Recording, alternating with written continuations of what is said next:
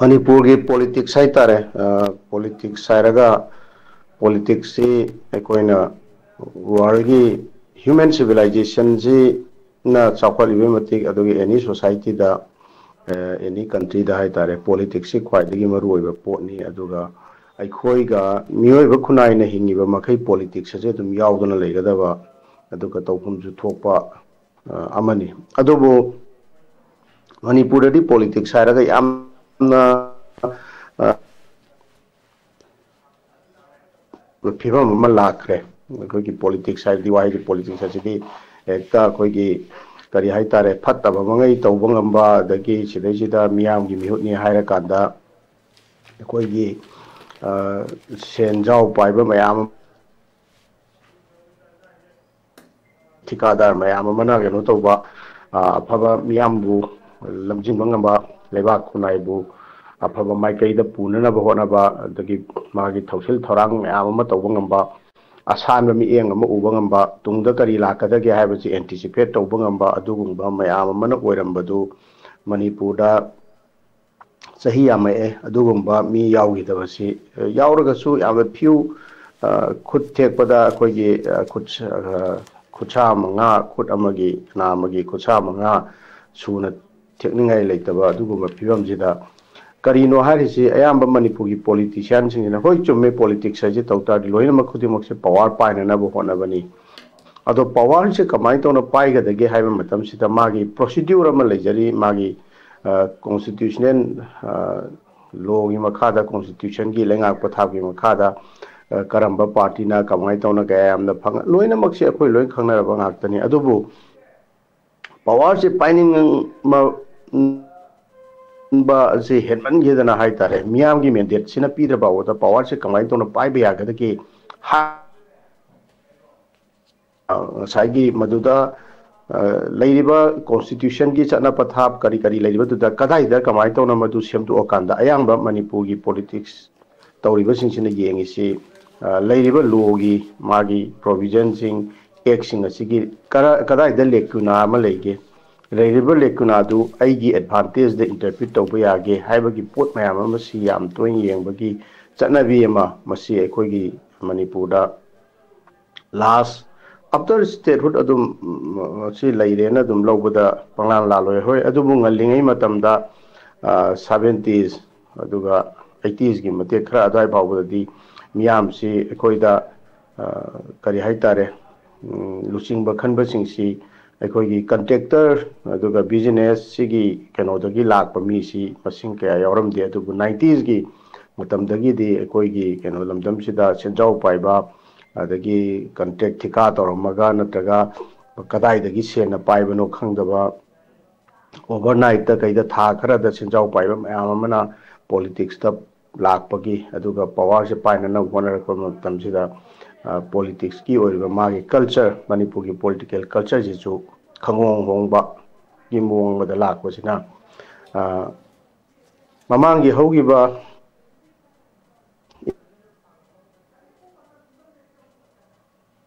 मसाना BJP से majority मागी 60 seat लेबसी 32 काजदना मागी मेजोरिटी से तुम फंगदना लेरबा दुदा मतम दुदा अलायंस सु ची ममांगदा मागी कनो यावरगसु इलेक्शन तु तौबा मतमददि मकोय कनामता प्री इलेक्शन दा कोई अलायंस अब लेगिदे अलायंस अब यावगिबसु लेते अदुगा इलेक्शन मतुंग दा अलायंस सेमबगी पोटसु लेगिदे मतम दुदा अदुना मयामना लौनगिबदा सेंटर बीजेपी का चटमिनबा पार्टी निना मणिपुर दसु मदुगी अलायंस तो अदुम लेबदौना तौबगी अरानबा वाखलोन अमा मियाम दसु ताहंदबा नते अदुमकु मणिपुर दि अलायंस अमा हौजु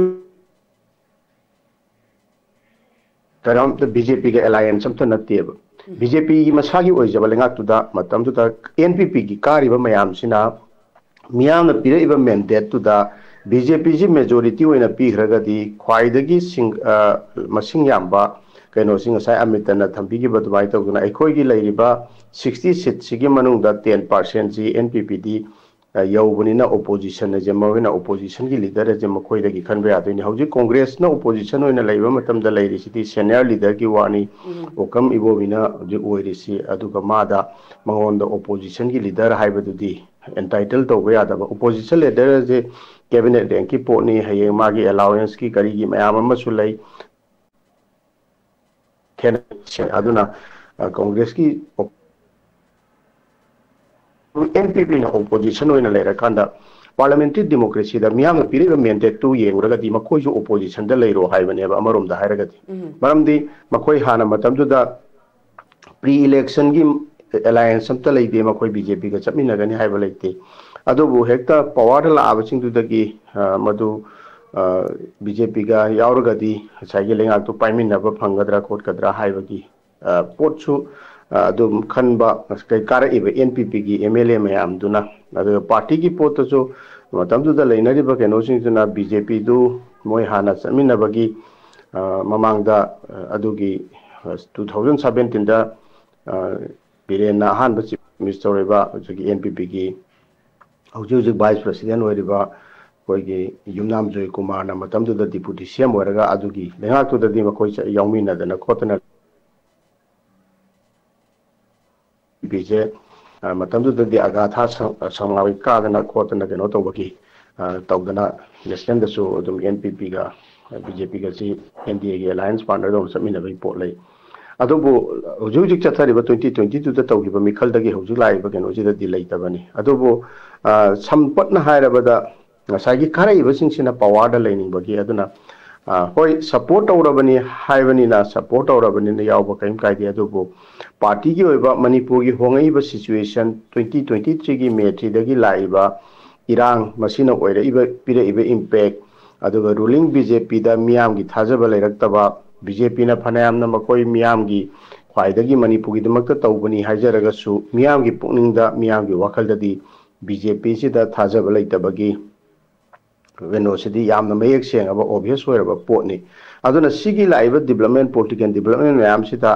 एनपीपी ना हौजिकी लेरिबा बीजेपी की गवर्नमेंट असिगा सुम चटमिनबा तारगदी मदुना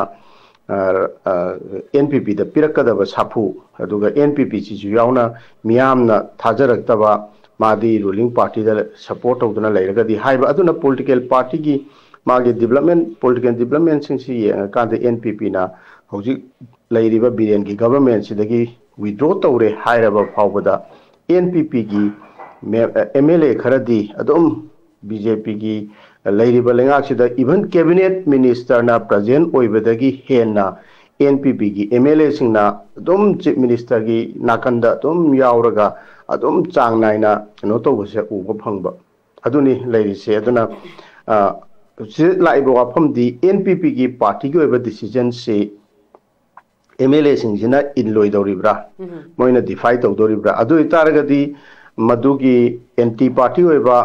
डिसिप्लिनरी एक्शन टू एनपीपी ने लोकलफम थोई अदुना ओइरंगनि ngarang उनरिबा डिप्यूटी चीफ मिनिस्टर ओइरंबा अदुगा एनपीपी की ना वाइस प्रेसिडेंट अकोगी इमाम जय कुमार ना ngarang एनपीपी की एमएलए खरगा उनदना वारी साने हाइदु अदुगा अमुक लाइबा डेवलपमेंट ngasai amitana पाउ तंबीखिबा ngasai एनपीपी की नेशनल प्रेसिडेंट कोना छंबाना फेब्रुआरी 5 ता अखोय म्याम उननबा कौरिसी रादर अमरोम दमदु एक्सप्लेनेशन अखोय की पार्टी की डिसीजन दि सिनी नोइना सि तौरिसी करिनो मोइना पार्टी की डिसीजन दु डिफाई तौरकांदा मखोय चोंथोखि के हाइब्रा मोइदा लेरंगनी अदुदी नत्रकाना कोई पार्टी की डिसीजन दु इनगे हाइबा तारगदी मखोय हौजिक ओपोजिशन की बेंच ता फम्मबा नतना कनो लेते मखोय ओपोजिशन बेंच ता मयेक्सना पार्टी की पिरेइबा कनो दुगी मतुंगिना पार्टी ना लौरिबा एनपीपी पार्टी ना लौरिबा डिसीजन दुगी मतुंगिना मदुगी रिजोल्यूशन कर मदुगी कॉपीजिंग नोटिसिंग स्पीकर दा थाग्रबनिना मदुगी पार्टी ना पिरेइबा इन्फॉर्मेशन दुगी मतुंगिना दी स्पीकर ना मखोय की सीट अरेंजमेंट लाकदोरिबा फेब्रुआरी 10 दगी होगदोरिबा फमजिदा मखोय जो ओपोजिशन दा फमम ओपोजिशन दा सीट अरेंज तौम थोई अदुबु पॉलिटिक्स से तंबंगम दे मणिपुर दा तौरियोसी अदुगी कनोदसु स्पीकर ना अदु हागना अदुगी पार्टी की पिरेइबा पोतु डिफाई तौरकनी हाबदि थाजदे अदुना अदुदैदुदा ngasai gi एनपीपी की एमएलए सिंसिना मदु पाम मोइदा एनपीपी की लाइरिबे एमएलए सिंगदुदा अदुम रूलिंग दा लाइबगी हुजिक केनो पीखरबा वाबदा पार्टी की डिसीजन दु डिक्लेयर तौरे पाउ फोंगनगरे स्पीकर दा पीखरबा मतुंग फावबदा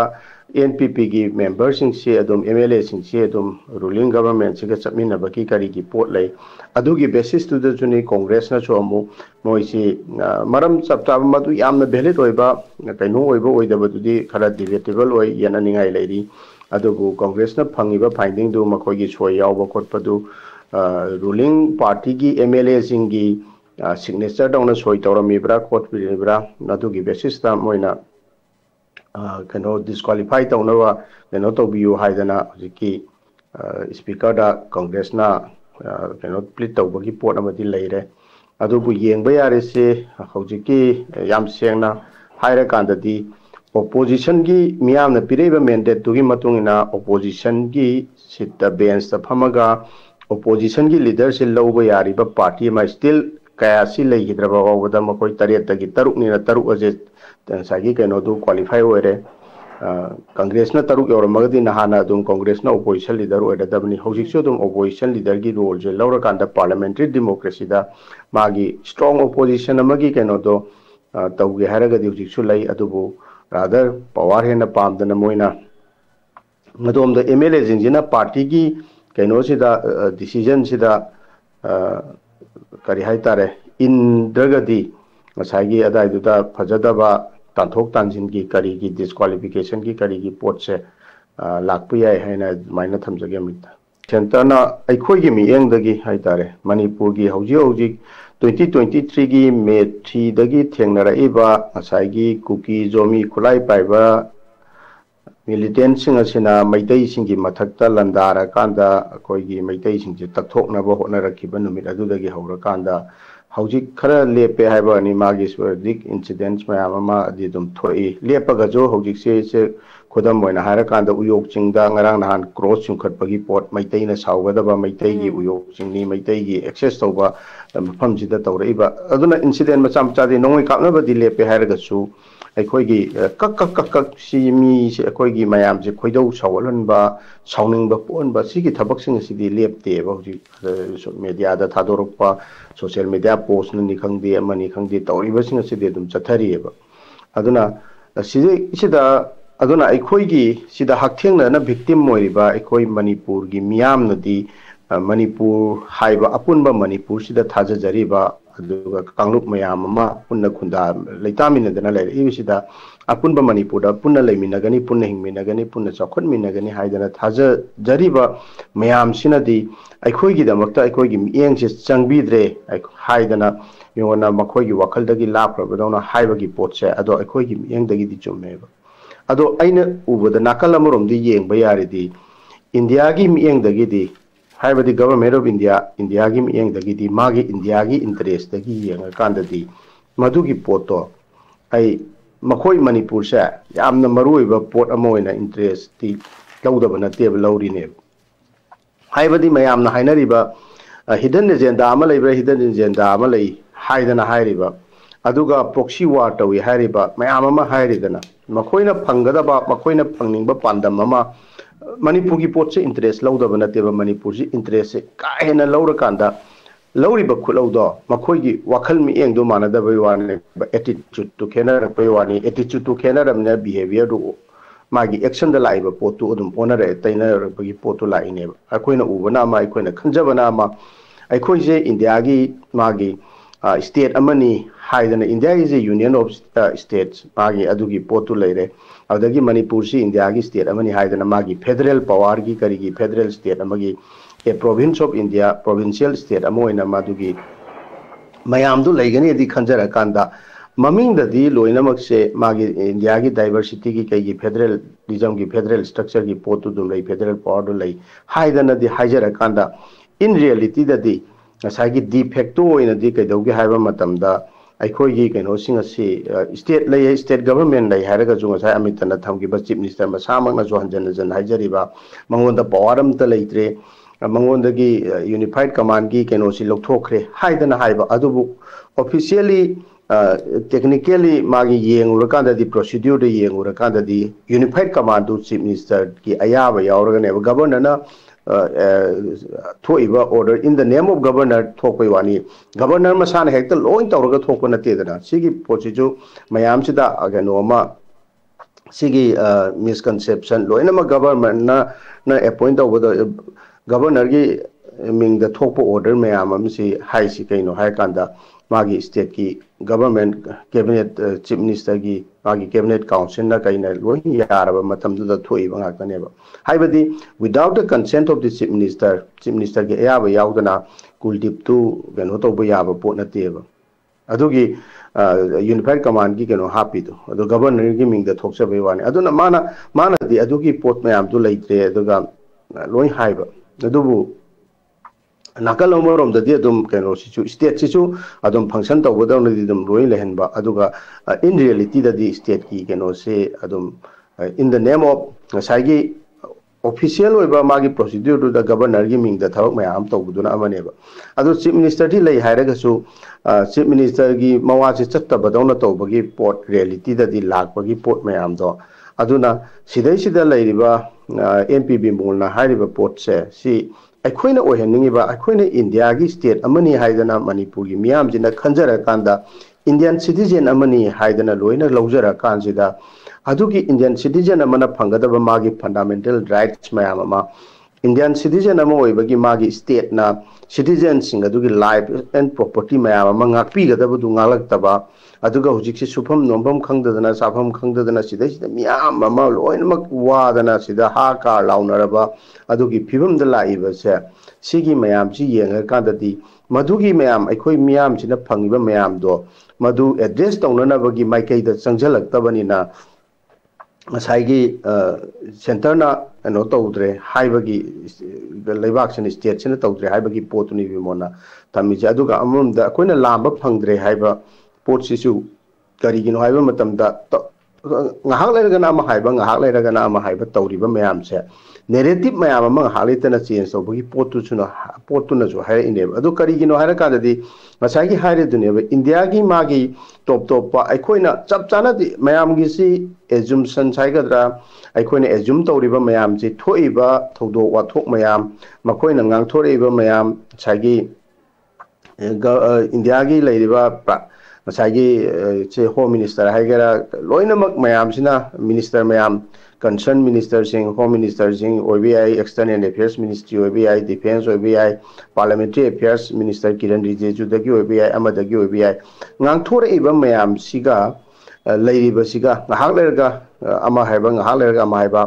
army officer retired army officer Manipur की चीफ मिनिस्टर होंगी मैम से Matang मतागी ngahak ki leiriba phibam du tackle tawnanabagi temporal oiba mong da ngangi sinati karigino haiba matamda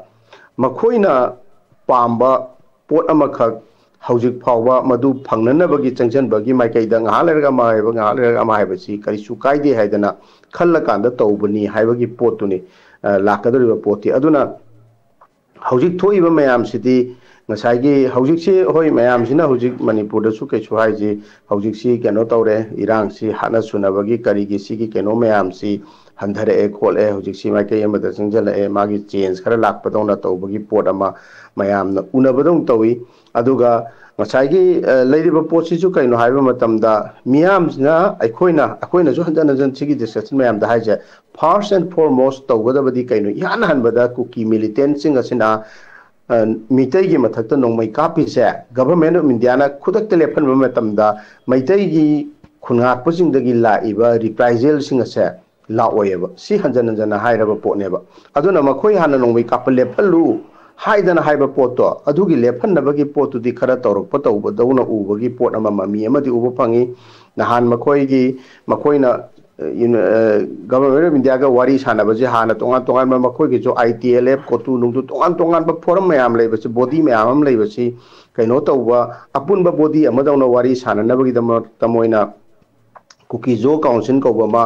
2024 की अक्टोबर फॉर्म तौरा कांद चथरकपदो अदु अहानबदा गवर्नर अनौब गवर्नर अजय कुमार बहलाना चुरचांदपुर चलुरा कांद मखोय की मिहुतसिंग उनदना खोनदना तौरबा मतुंगदा होम मिनिस्ट्री की कांगबुना कौरगा वारी सानबा मतमदा मखोयदा थमखिबा